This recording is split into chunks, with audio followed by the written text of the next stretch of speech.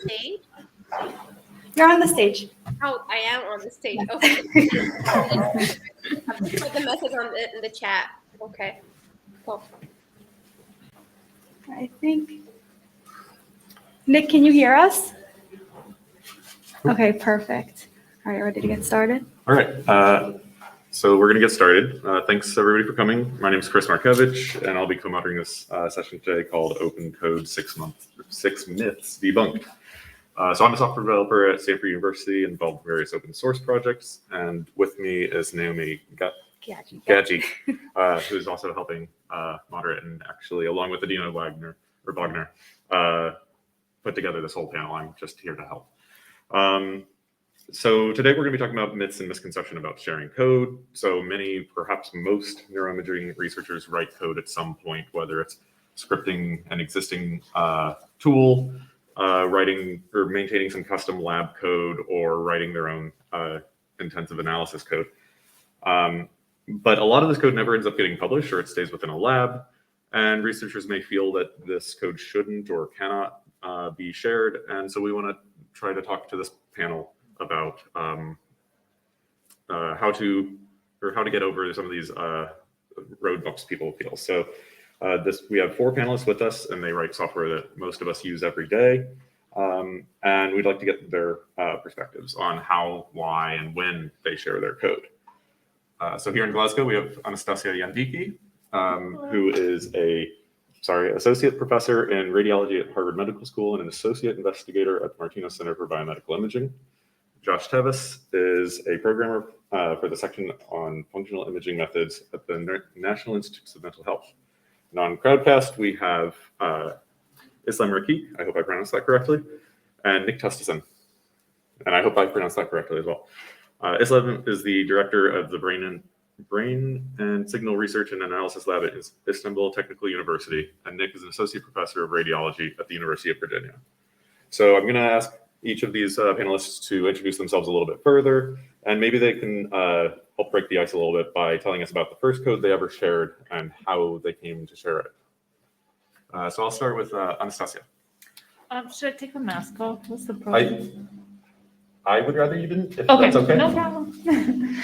So, well, the first code I shared was as a graduate student. I was, my advisor, Jeff Fessler at the University of Michigan, was someone who was sharing code from the lab for tomographic image reconstruction, which is his main thing, since the 90s. So before I joined, certainly before GitHub. So you could just like download a zip file from his lab webpage, and it was just a thing you did because just developing the method, if nobody used it and nobody found it useful, was less of an achievement than if actually somebody used it. So for me, it was very normal for the things that I developed in my PhD to end up being shared and being used by other people. And then, I joined the free software team. I'm a member of the free software development team for over a decade now. And there, the idea is exactly the same. There's no point in developing a method if it doesn't help someone do a study that they couldn't do before. So very often because I take my sweet time writing my papers, I've actually shared code before I've submitted the paper. Thank you. And Josh, can you tell us about the first code you shared and maybe a little bit more about yourself? Okay, I wandered into imaging from physics, as surprisingly frequently happens, and kind of wandered my way from imaging to multi-echo, and then started working on Tadana. A shout out for our multi-echo emergent session tomorrow at 10:30. And then through working on Tadana, I eventually landed this programmer job in Peter Bandettini's lab. And I'm actually not sure what the first code I shared was, but I'm pretty sure that it was MATLAB and that it was on Dropbox. And it was just a public link that I sent out to a bunch of people in my department that said, I think this does this thing you were talking about at this one meeting. And I have no recollection of what that code was for, nor what the problem was. All right, thank you. Islam, could you go next, please? Yes, thank you. I'm an assistant professor at the university at Istanbul Technical University, and my research focuses primarily on designing predictive intelligence in medicine. Particularly, I have worked a lot on brain imaging, brain surface analysis, prediction, brain image analysis, and recently, for the past 4 years, I've been working on brain connectomics and network analysis. So when you guys have asked the question, I was like, I was like overthinking, trying to recall also when was the first time I've shared my code. And if I remember well, it was with my students. So after I finished my postdoc at UNC, I had I built my own code on how to diagnose brain networks. And I have shared that with my first master's student who used it and built on it. So it was like at the time it was also in MATLAB and it wasn't well documented. All right, thanks. Nick, how about you?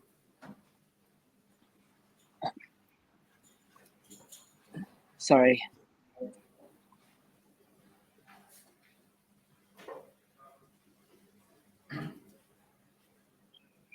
Sorry about that. Toggling the mic apparently is a bit difficult. So I started out in a sort of conventional lab doing cardiac MR analysis, and it was a typical lab in that we didn't share any code. It was all kind of in-house. And then I went to UPenn to do a postdoc with Jim G, and there I was introduced to the Insight Toolkit, and Jim being one of the original founders. And first year, I remember the first piece of code I ever shared.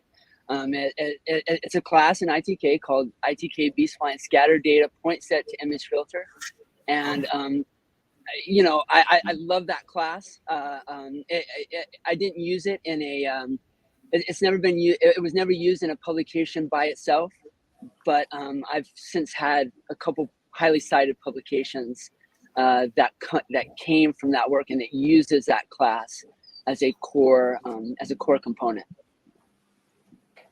Cool. Thank you all very much. I guess let's go ahead and start with the first myth. And the first myth is I can only share my code if it is a complete software package. So Josh, do you think you could talk on that one? Sure.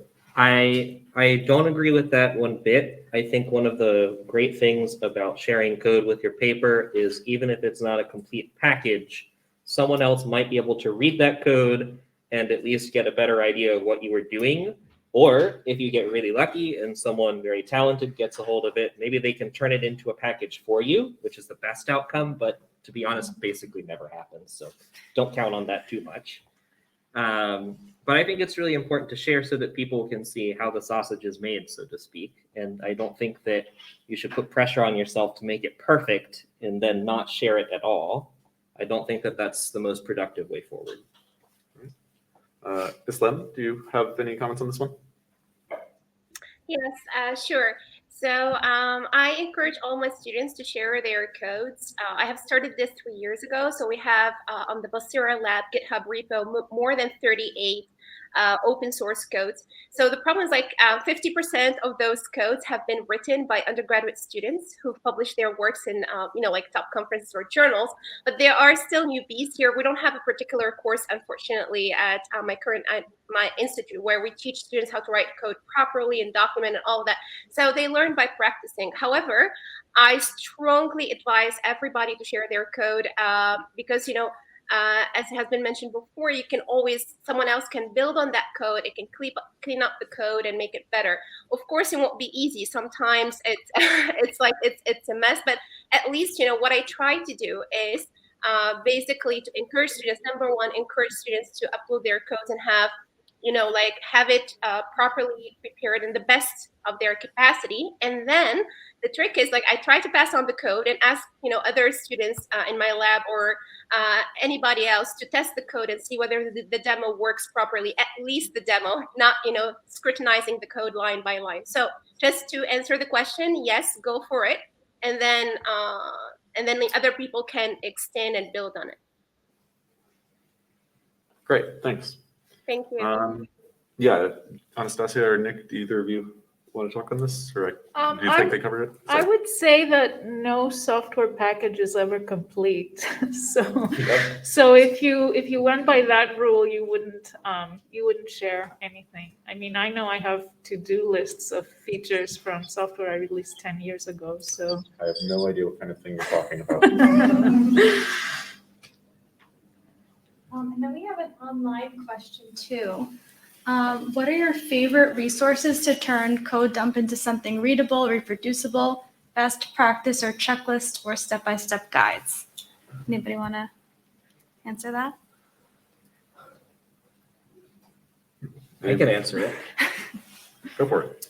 I don't think there's a one-size-fits-all solution. I would love to tell you that there's a magic button and you press it and it all turns into this wonderfully documented, perfectly reproducible code. But unfortunately, that button is probably sitting there tearing your hair out, trying to figure out why it's not working on your coworker's computer, and lots of time fiddling over the wording so that some new person can understand it, and all of these other sorts of things. So you probably don't get an instantaneous solution. That doesn't mean you shouldn't put in the effort for something that you believe is really important. It's worth the work to do. But also don't think that it's going to be easy. When you see people who are professionals at it and have lots of experience, they make it look easy, but it's not. And I actually love that you said earlier, Islan, that these things are not easy. It's true. They're very much not easy, but when you watch someone do it when they're very experienced, it's very tricky and deceiving because they make it look like it's very easy. All right. So the next myth I'll ask you guys about is that sharing my code is not worth the time and effort. Nick, do you think you could start us off on this one? Sure. Ooh, you just muted. Oh, wait, you're muted. Sorry about that. Still is difficult, I guess. So I would say that if you're writing code, presumably the intent is to put it in a manuscript. But if your code is worth putting in a manuscript, it seems like it would be worth keeping around to use, right, for other projects. I mean, presumably that's why you're writing a manuscript, is to say how great it is, right? And I can't tell you how many times I've looked at a manuscript and said, wow, this is great. I'd love to use it. I'd love to, incorporate it into my workflow. But you go and it's not available. With deep learning, it might be, they might have a package, but the weights aren't available. It just doesn't promote science if you're not kind of putting it together in a way that's usable for others. All right, thank you. Anastasia, do you have comments? yeah, I have a comment that comes from a very specific perspective, that putting your code out there is essentially having a record of the work that you've done. And for some of us, making sure that our contributions are not erased is harder than for others, is more work. And so the main way to make sure that you've done all you could is to put your work out there. Then it's harder for someone to say like, no, this person hasn't done anything, or this person isn't technical, or things of that sort. So that's how I see it. Thanks. Islam or Josh, do you want to chime in, or Sure. they cover? But Oh, Islam, no, go first. okay. Islam. Okay, thanks. So I just want to echo also with all of these wonderful comments. I mean, like when you build a code, you don't just build it for yourself. You build it primarily for others to use. So I think there is always,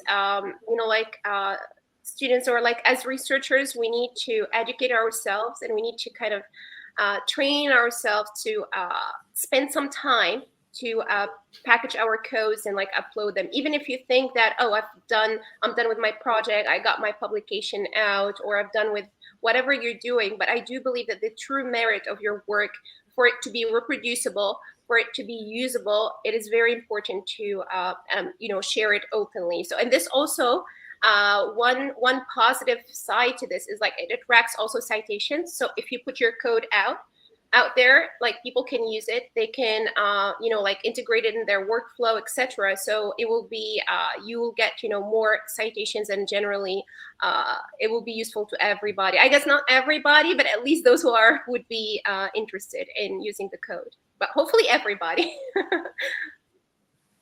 Thanks. So I'm gonna go against the grain a little bit here. So I'm going to say that while it is good to make code that is reproducible and easily accessible by other researchers, not everyone has the training to do that in a time-efficient way. There's just a lot of things that you have to learn in the field. There's a lot of things that you have to learn to be a kind of expert at packaging these things and distributing them, making these things more reproducible.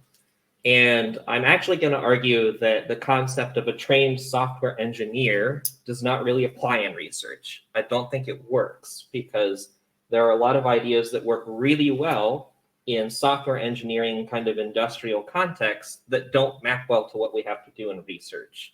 And I think that kind of figuring out the balance between how we want to program things so that other people can use them and how to also remain on the cutting edge of research, I think it's a hard problem, and I don't think we've solved it yet. And there's certainly no programs that I'm aware of that are like, here's how you be a research software engineer. You can get a PhD in it and everything. To my knowledge, that doesn't exist, even though there are some programs that specialize and have some courses and special topics on it. So I would say that you should not wait to become a trained software engineer to distribute your code, because I don't think a trained research software engineer necessarily exists, and you shouldn't wait forever. All right, thank you. I think, so that's actually maybe a good way to segue into the next myth, which is I can only share my code if I'm a trained software engineer. So I feel like we've kind of gotten your response to that, that myth. I don't know if any of the rest of the panel wants to go on that, or if that was a sufficiently strong statement for everybody. Well, I wanted to say that even the very experienced programmers, meaning researchers who also do programming, they're always learning something new, and there's always something that that you're a complete idiot in, even if you are a very experienced programmer. Like I'm learning Julian now, for example. So yeah, and for people who might look like they've done this for 20 years, they're very experienced, hardcore programmers. I think that they're eager to share stuff that's not like 100% done. Yeah, and I don't think I haven't had any harm done from that. Yeah. For remote panelists, would either of you like to chime in? Nope. Okay, I'll move on to myth number 4 then. So this one is, if I share my code, I might get scooped or criticized for this code that I'm sharing. And I guess, Anastasia, I'll ask you again. But... From experience, it's never happened because there's always a lag, right? From the time you share your code to when someone will sort of, run into it or start looking at it. And so, yeah, as I said earlier, there have been cases where I put out the code before I was ready to submit the paper, and so far from experience, like it's never been a problem. Nick, do you think you could talk on this one? Yeah. So I do this all the time. Unfortunately, with the ANTS ecosystem, even sort of the research and progress that we have going, it's just continually being made available within the various ANTS repositories. We don't we don't advertise it, but we certainly don't mind if people use it. I have one piece of code that I've been working on a paper for over a year, and people stumble across it all the time and keep using it. But yeah, I would agree. I would think that would be, if somebody wanted to scoop another person based on code, I think that would be a lot harder work to create a narrative that would also take into account the record that's on GitHub of all of the, of all the work that you've done, to create that piece of code. In fact, I had this just happen recently. I had written this piece of software to do something and stuck it in our ANS repository, and this other individual, my colleague, wanted to patent it, and kind of went around sort of behind me, or not intentionally, but went and patented it. And I showed them the record of me having worked on this, and which predated the patent proposal, and so that actually was a lifesaver in preventing that from happening. But having a record there is extremely important. Well, the other part of this myth was that people might criticize either your code or the algorithm when you're like, it might feel like when you write a methods section, there's an argument there. When you write code, maybe people are just going to like nitpick it or something. Do you have any thoughts there? Yeah. So I would say, I mean, if it's if you're making a publication and you're putting it out there, I mean, in a sense, it should be criticized, right? I mean, it should be vetted. And oftentimes, right, as Donahoe, right, the computer science professor said, publications are advertisements, right? They're advertisements for the code, in a lot of times in our field, and it should be vetted in a way that goes beyond just what somebody did or what somebody said they did in a paper. Thanks. I'll go on. I just want to say that also, again, like, it hasn't been my experience. Like, I've never had this happen before. So. I think. Yes. Islam? Oh, it's me. Sorry. So I think it's okay to receive good criticism. Like I had, for example, students working on a project, uploading their codes, and then other students come, like they pick up their codes and they try to run the demos and look at the installation instructions and all of that. And then they discover loopholes, or they discover, for example, missing libraries or missing files. So I think sometimes these things happen. It happened, like even for, even if we're trying to follow particular protocols, it can happen. So what I usually do is, like, I think it's a good thing if someone discovers a loophole or like a flaw in your code, because it's a chance for you to make it better. The problem comes when the student or the researcher is not interested anymore in the project and they don't want to work on it. So what I usually do is, like, if I don't know about how you guys are managing your labs or your teams, and it's sometimes it's a problem because people come and go, and then the code will be there, and somebody needs to update it, fix the issues, etc. So I think this is one of the biggest challenges. And what I try to do is, like, to manage that, like to get pull requests from students who are trying the code and finding these flaws and issues. But then I don't think it's sustainable. So I also would like to ask this question as a lab lead or as a director, or as a researcher who has a GitHub repo, or like who's sharing their codes. How do you keep track of all of your past codes? I mean, like in previous years, how do you keep them, updated and like receive the criticism in a positive way and take this, integrate it into the code somehow? So this ties in pretty well with our myth number 6. So I'm just going to go ahead and read that one and then ask if the other panelists could comment on that and Islam's question, which is, I can only share my code if I'm committed to providing ongoing support.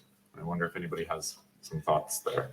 I think that people cannot have the same kind of expectation from free software as they do from professional software, right? And, we're all humans, so sometimes some things, will kind of fall off our radar. And I think it's unreasonable for people to expect that, they can come back like 6 years later and and ask you something, and you'll like respond right away. So that's all I have to say about that. It's I think people should understand that. Yeah. Sure. I have a simple one-word answer. It's one of my favorite words. No. I find that if someone is coming onto your repository and they're like, why aren't you maintaining this? Unless they are the ones funding you, I don't think that they have a particular expectation that you should be maintaining it for them. It's kind of like if you borrow a charger from me at a conference, 6 years later, I run into you and you just take my charger and you're like, why is the charging cable different now? I mean, we wouldn't be okay with that. And I don't think software is so different. Standards change, the libraries change. It's a moving target. If you're not doing constant work to keep it up to date, it's going to fall out of date. And I think that there's a compelling argument that this does hurt the field that you don't do that. But I would suggest that maybe this is something to pass on to the powers that be that grant lots of funding and say, hey, this is a problem. Could we find a way to solve this problem more systematically? Because I just don't think it's reasonable to expect grad students, postdocs, and young researchers to maintain code 6, 7, or more years later. But also the PI is to maintain the code 6 years after the student has left, right? Right. And I mean, think about the sorts of things the field would have been working primarily with 10 years ago. I mean, there would have been a lot of Java, and all the new people coming in. I mean, how many of them know Java? Most of them were probably brought up on Python. And so it's a totally intractable problem to try and guess what you might need to maintain 5 or 10 years from now. So Nick, it looked like you had something to say. Yeah, I was just going to say another option to consider, and one that works for me is, as I mentioned earlier, I'm part of the Insight Toolkit, and when I have a piece of code, right, that gets integrated into the Insight Toolkit, a lot of the maintenance and debugging and code improvements, are all done by, the ITK community, and it's absolutely fantastic because the improvements, based on sort of nuances with the language are just incredible. So the intelligence that you can draw on from the community has been a godsend for a lot of my code. Thanks. I'm seeing a comment in the chat saying most open source licenses are pretty explicit about it being released as is. It's the famous no warranty clause, which is, I am giving you this code and make of it what you will. And I think that's a good perspective because as similar to a paper, you've released the paper and you can think of your code as just a very detailed methods section. And somebody can come and criticize it after, but that doesn't mean that you have to make a change. They can write something else. Anyway, sorry that I shouldn't be jumping in as a moderator. Could I just one quick? Yeah. I have, for pieces of code that I really don't want to maintain, I have put in the README, please use this at your own peril. And that seems to deter people from asking me to maintain it. All right, thanks. I think we have one last one. We've been jumping around, so I'm not positive that way. I think the last one is, I'm in a lab where sharing code is not a common practice, so I can't share the code from my projects. Islam, do you think you could comment on this one? Yes, sure. So it's a very good question. Personally for me, in my lab, I do completely the opposite. I request and encourage particularly students to share their codes. But if you are a member of a lab where students don't share their codes, I think here, I might ask question. Usually the IP is owned by the developer, right? intellectual property. So you should be able to share your code. I don't think you need to have the consent of your supervisor, but I'm just saying this, and like I want to have your comments, guys, on this too. If you have developed the code by yourself, I mean all by yourself, and it's not I don't know, it's not like patented, or it's not, you know, like it would not be used for a patent or something else. So maybe you can, I mean, it would be good to just inform your supervisor. I mean, let them know that you want to share your code, put it on GitHub.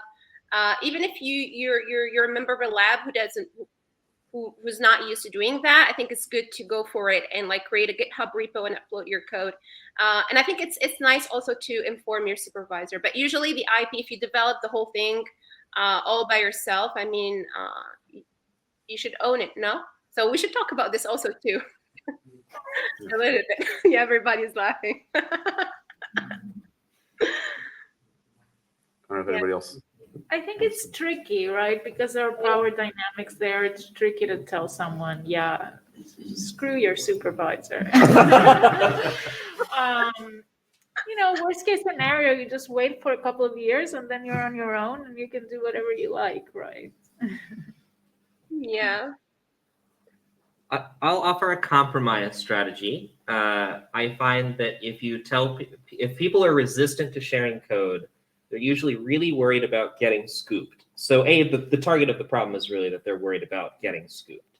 So if you can kind of get them to realize that that's not very likely, or, you know, kind of calm them down about that, that will make the conversation go much more easily. If they're still worried about getting scooped after your efforts, then you can propose to build something too general to scoop you with. Like if you're working on these things that are common problems and you see them over and over in your scripts or your code, you can build tools, and that is a lot easier to sell for putting out into the world, because how on earth could you be scooped by that? And so I think that that's a great compromise strategy, so that you can put some of your stuff out there, even if you can't put all of it out there, and you'll get the wonderful practice of sharing things with the world and kind of seeing who's interested in your stuff, and, you know, practicing with sharing these things out. So I think that's probably the best middle of the road that I've seen in practice. It's also possible that, you know, nowadays people are getting more competitive about like who's sharing more. So it's also possible that in a few years we won't have this problem, because yeah, it'll make it more competitive to have stuff out there. And if I might add, many grant applications, particularly in Europe, like for example, Europe 2020, they encourage open science. So they want the codes and also the papers to be shared openly. So yeah, so this is something desired.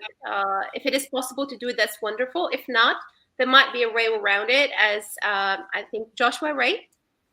Yes. Mentioned, yeah. All right. I think that's all of our myths. So I don't know if we want to move on to audience questions. Yes. So if you have a question, please come up to the podium, or if you're not interested in coming up to the podium, you could shout it out and I'll repeat it so that the speakers could hear it. Let me move. We have some questions. Sorry, I never know which way. Are we able to zoom out, or is that as zoomed out as it gets? Yeah. Okay. Hi, thank you so much. Is this on? Yeah. I have had my code reused from within my lab, maybe after I've left that lab and I'm on to a different post. And often I'm not cited for it. Sometimes I'm cited, but they have used like the link to the GitHub repository and not the DOI, which I very carefully make sure is there. And there's a description in the README. If you're going to cite my work, cite like this and stuff. So I'm wondering what you think could be done at like a structural level or an awareness level to make sure that people are properly cited for the code that they put out there. Anybody? Yeah, I don't know if I have a good answer for that.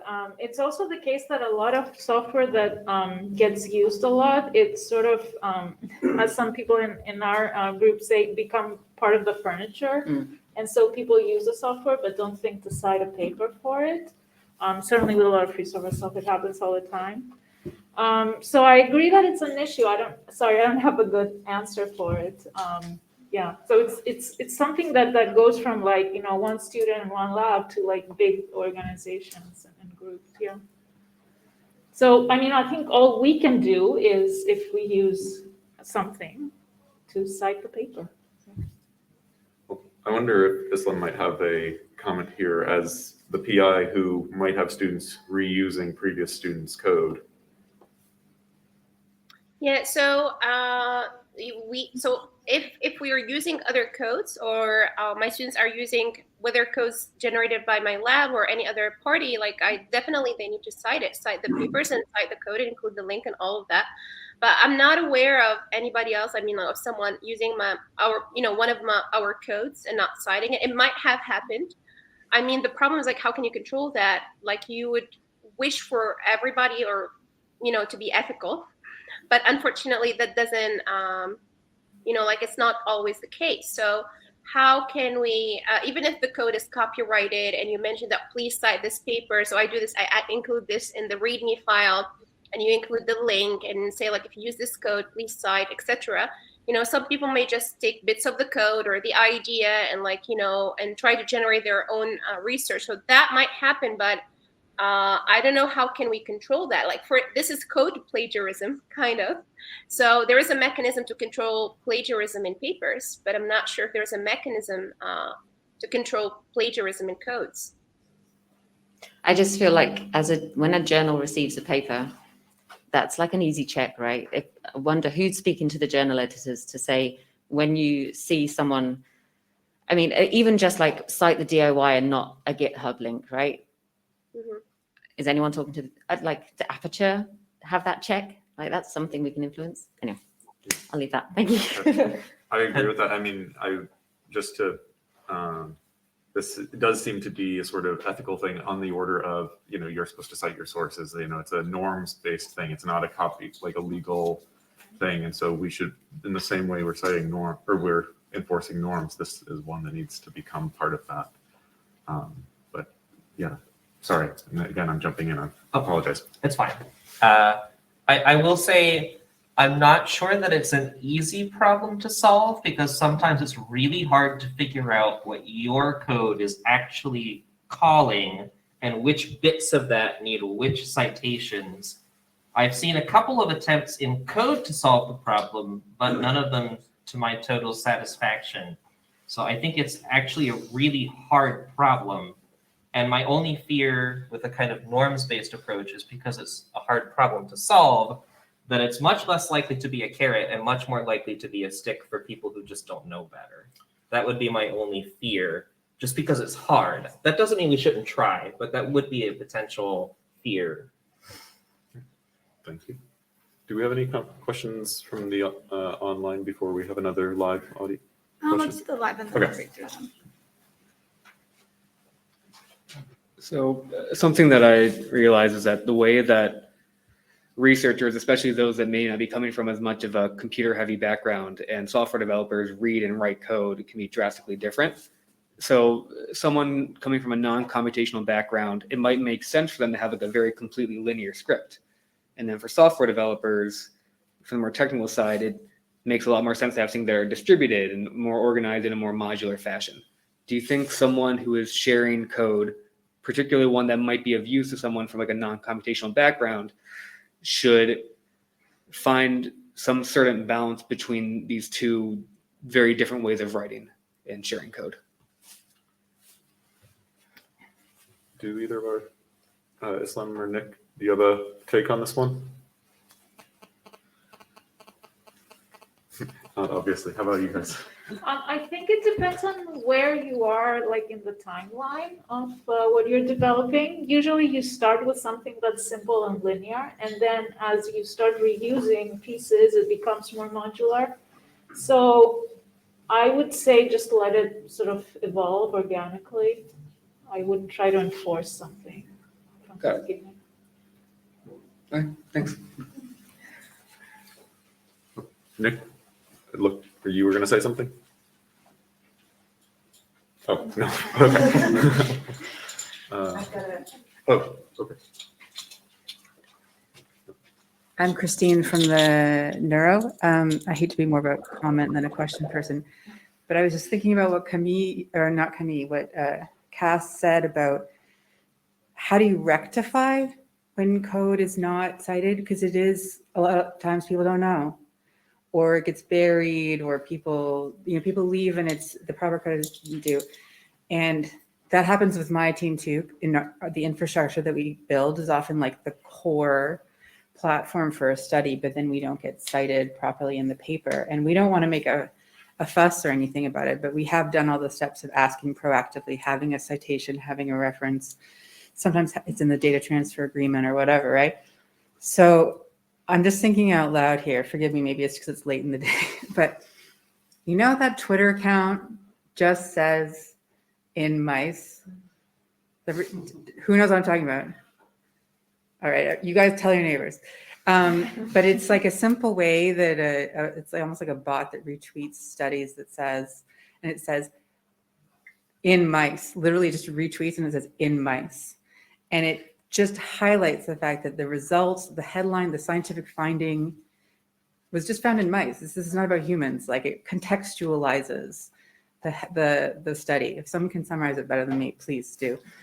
But it would be nice to just have a really gentle way of saying, maybe through Twitter, because it's easy and accessible, this study used this platform, this study used this code. And for that to be normalized such that almost anyone could contribute that extra information.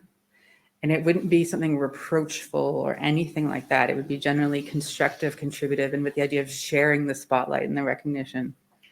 I don't know if there's a way to do that, but I'd love to see someone start the Twitter account. No, I'm kidding. But if we could normalize that to something as gentle as a hashtag that's very neutral and vanilla or something, I don't know. We're seeing about the lightest possible way. It would be nice to set up that culture. Do you know what I mean? Where it's okay to correct yourself later or have someone else clarify something later and just say, this was also in collaboration with. So I don't know. I'd love to see a constructive approach that way. Just an idea. Any thoughts? Have you guys seen that before in any other fields?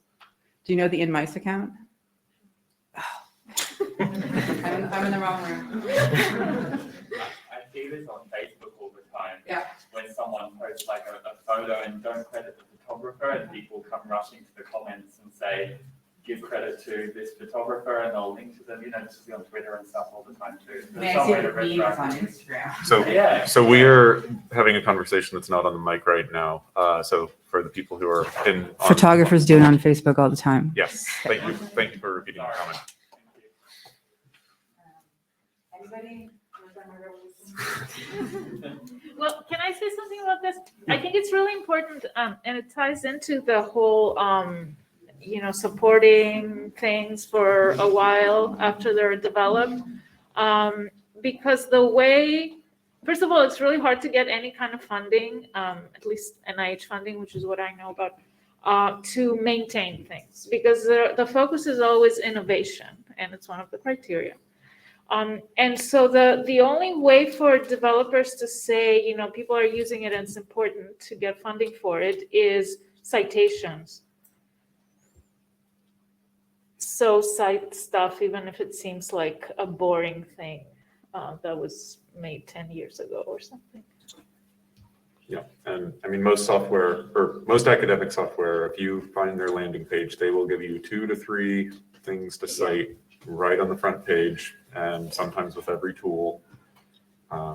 And there's, for a lot of individual GitHub repositories, there are Zenodo links that gives you a DOI without having to have a whole website devoted to your tool. So I guess make a point of looking for that when you use software. But it doesn't look like there are any new questions from the chat. So we have a live question. Yes, I just had a question and a comment. I was just also wanted to add on the citation of, someone said that, some people just cite the repo link, for instance, and it doesn't count as a citation, but GitHub is also making some, I think, advances here. They recently added a feature of citation file that you can add, and it automatically generates a citation. So I think they are aware of the problem. Now, my question was, many software, usually they have the start, basically they have a first publication that sets up the code or like a default way of citing it. And then, in the long run, more contributors comes in. And sometimes they are usually not, there's not a new publication that emerges. And then it can be like, it can refrain people from basically contributing because they know that they might put a lot of work, but they won't get credited. So they might as well start the new software, and it will become like a duplicate of code and things like this. So is there a satisfactory way of addressing it? Well, I think that there are more and more types of papers that are dedicated to toolboxes. So it's not about a new method, but describing a toolbox. And your image has it, for example. So it's, I think, something like that. So extending the code base, etc. For something that is to be used and shared publicly could potentially go into that kind of publication. So I think that journals are becoming more aware of this as well. Josh, it looks like you had something to say.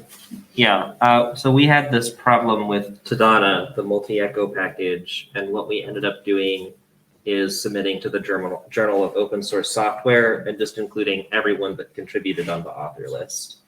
That's not necessarily the solution that works for everybody, but they have this nice open review process. There's no APC charges.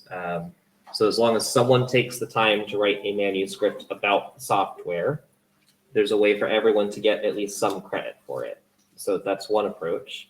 Many journals are having similar things now, but that one's free and has a relatively lower barrier to entry than some other submissions. Do either of our online panelists have a thought here that they'd like to share?